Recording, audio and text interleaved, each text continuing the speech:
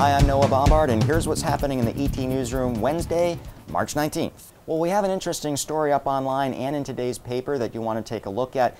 Some of you may recall this. It's the story of Andrea Trafficante, who used to work for the DPW department in Lawrence. Now, she quit, saying that the environment there created by then Mayor Michael Sullivan was just so stressful that she couldn't work anymore.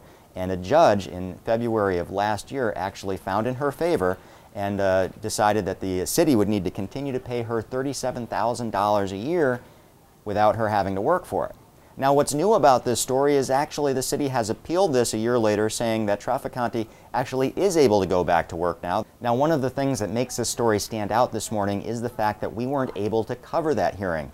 The judge, John Preston, actually ruled that the public and the newspaper were not going to be allowed at this appeal. Now, this is the same judge who issued the ruling a year ago, and at that time did allow the public and did allow the press coverage of the hearing. Now, with yesterday's ruling, the news story actually gets a little bit thicker here. The Eagle-Tribune's attorney, Rob Birchie, has now come into the scene, and he's actually appealing this decision at Superior Court to try to see if we and the public can be allowed back into this hearing to actually cover it. So whether or not we're able to cover that and bring you what happens there depends a lot on this Superior Court hearing that we're waiting to hear on.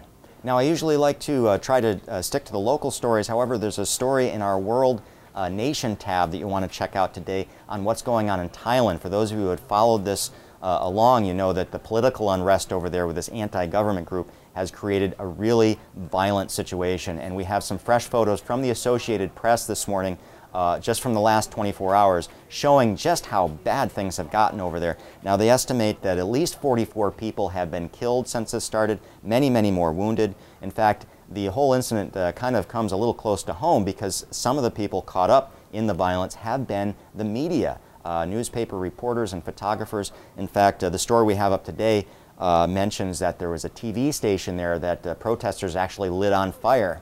And in another part of the country, the staff from a local newspaper actually had to be evacuated as this mob approached, threatening violence upon them. Now, we've got 10 new photos posted with that story. I invite you to check them out. I do caution some of them are a little bit graphic, but it does give you a good idea for just how bad things have gotten over there. And as always, you can find all this content and a lot more at eagletribune.com right now.